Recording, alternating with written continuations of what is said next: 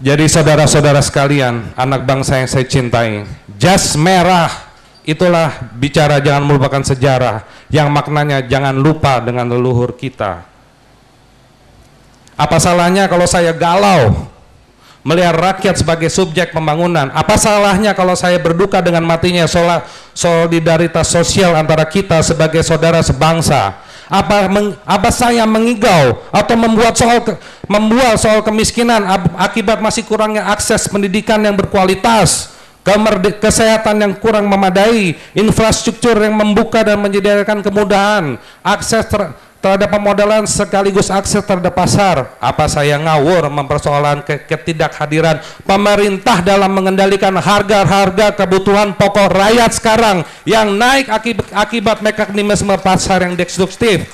Apakah saya buta tidak mencermati proses demokrasi yang dikatakan liberal tapi sebenarnya telanjang sini hingga menghasilkan pornografi demokrasi?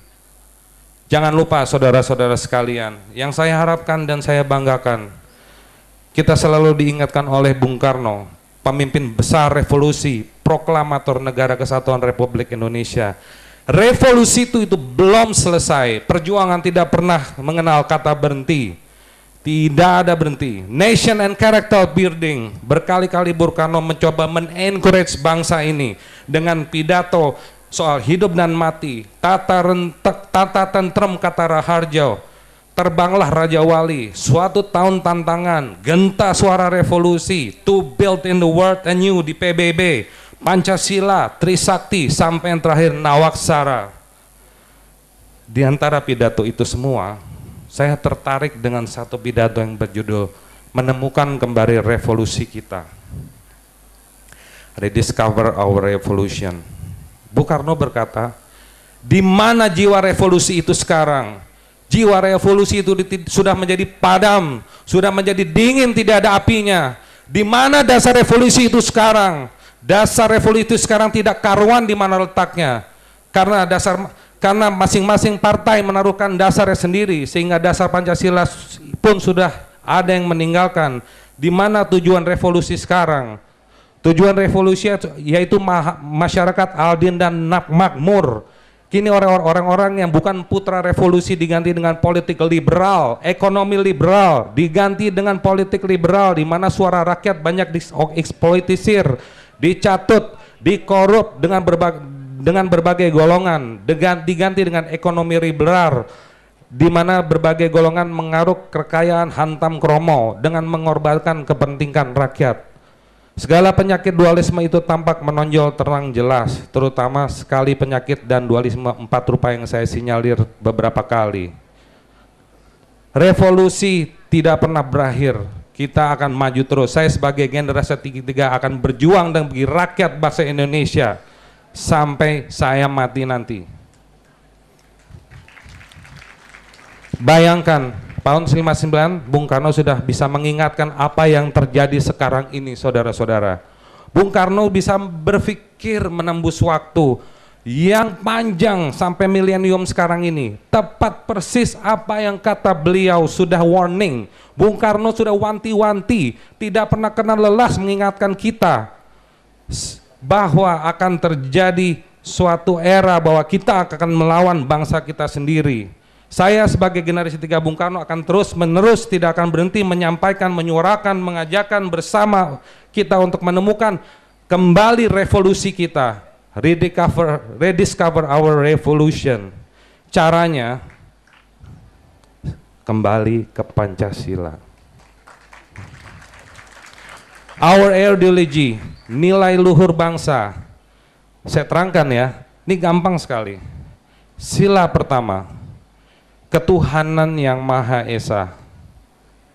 Jika manusia secara individual sudah berketuhanan dalam agama apapun, Islam, Hindu, Buddha, Kristen, apapun, kita sudah menemukan inner God.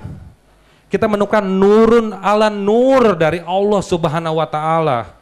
Pastinya sisi kemanusiaan kita akan keluar automatically. Setuju nggak, saudara-saudara? Oke, setelah inner God kita keluar, nurun ala nur kita keluar, sudah pasti kita kemanusiaan. Kalau sudah kemanusiaan, berarti kita bisa ke sila kedua. Di sini hebatnya Bung Karno merangkum Pancasila itu. Dari sila 1 nyambung ke sila kedua. Kalau sudah muncul siraso cahyoning rakso, sifat kemanusiaan sudah menjiwai dan menjadi dasar yang artinya kita bisa lanjut ke sila kedua, yaitu sila kemanusiaan yang adil dan beradab. Kita mengakui persamaan derajat, persamaan hak dan persamaan kewajiban antara sesama manusia, saling mencintai sama manusia, tidak semena-mena dengan orang lain, menjunjung tinggi nilai kemanusiaan. Kalau kita sudah mampu bertindak adil dalam berkehidupan beradab, sudah bisa begitu, ya kita pasti bersatu. Setuju nggak? Kalau sudah bersatu, sila ketiga apa yo? Persatuan Indonesia. Kalau sudah bersatu, gampang nggak mengimplementasikan sila ketiga? Artinya kita bisa dengan gampang ke sila ketiga. Persatuan Indonesia. Kita kan rela berkorban untuk kepentingan bangsa dan negara. Cinta tanah air, cinta bangsa, bangga sebagai bangsa Indonesia dan bertanah air Indonesia. Nah, kalau sudah bersatu, pasti udah gampang sekali untuk demokrasi yang murni dari hati sanubari kita ini, yang sudah pasti masuk ke sila ke-4, kerakyatan yang dipimpin oleh hikmat kebijaksanaan dalam permusyawaratan perwakilan. Benar nggak? Musyawarat mufakat, musyawarat dilakukan dengan akal sehat sesuai dengan hati nurani yang luhur. Keputusan diambil dengan dapat pertanggungjawabkan secara moral kepada Tuhan Yang Maha Esa, menjunjung tinggi harkat dan martabat manusia setelah nilai-nilai kebenaran keadilan. Dengan otomatis bangsa ini akan sadar diri secara global maupun individual, yang pasti eling, yo eling kata orang Jawa. Para pejabat itu, para pemerintahan, legislatif, eksekutif sampai presiden harus eling. Tidak ada itu korupsi KKN dan sejenisnya. Aset bangsa dijaga dengan benar, tidak dijual ngawur ke bangsa asing yang sembarangan. Semua kebijakan pasti pro rakyat. Kalau sudah beres sila keempat, sudah pasti, sudah demokrasi, sudah benar. Sekarang udah pasti, jelas hasilnya adalah sila kelima, yaitu keadilan sosial bagi seluruh rakyat Indonesia. Artinya sangat jelas dan sangat gampang, yaitu ya gemah ripah loh jinawi, adil dan makmur. Kita semua pengennya kan adil dan makmur, inginnya bangsa ini. Luar biasa nggak Bung Karno menciptakan Pancasila ini dengan susunan yang begitu solid, asal kita secara individual bisa memahami dan menjalankan setiap hari pada kehidupan rutinitas kita. Ingat ya, Bung Karno mengganti Pancasila ini, jika manusia Indonesia secara sadar diri mengimplementasikan Pancasila ke dalam setiap langkah kehidupan masing-masing, dari mulai petani, ibu-ibu, bapak-bapak, pelajar, mahasiswa, pejabat, sampai presiden, tolong eling Pancasila.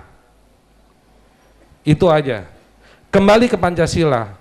Dengan kemajuan Pancasila ini kita akan mengambilkan kejayaan bangsa ini. Ingat leluhur, ingat warisan leluhur bangsa, ingat niat dan tindakan leluhur, maka kita akan menemukan kembali revolusi diri kita dan kemudian revolusi bangsa ini. Rediscover our revolution, rediscover in illusion. Sekali lagi kembali ke Pancasila, saya ingatkan, insya Allah bangsa ini akan kembali kejayaan ke tangan kita dan makin jaya kita di masa depan. Sekian pidato saya, mudah-mudahan berkenan di hati saudara-saudara sekalian, menyemangati hidup kita sekalian. Semoga kata-kata saya bisa melahirkan inspirasi dan inisiatif sebagai seluruh anak bangsa, anak bangsa, saudara sebangsa dan setanah air. Merdeka! Merdeka! Merdeka! Assalamualaikum warahmatullahi wabarakatuh.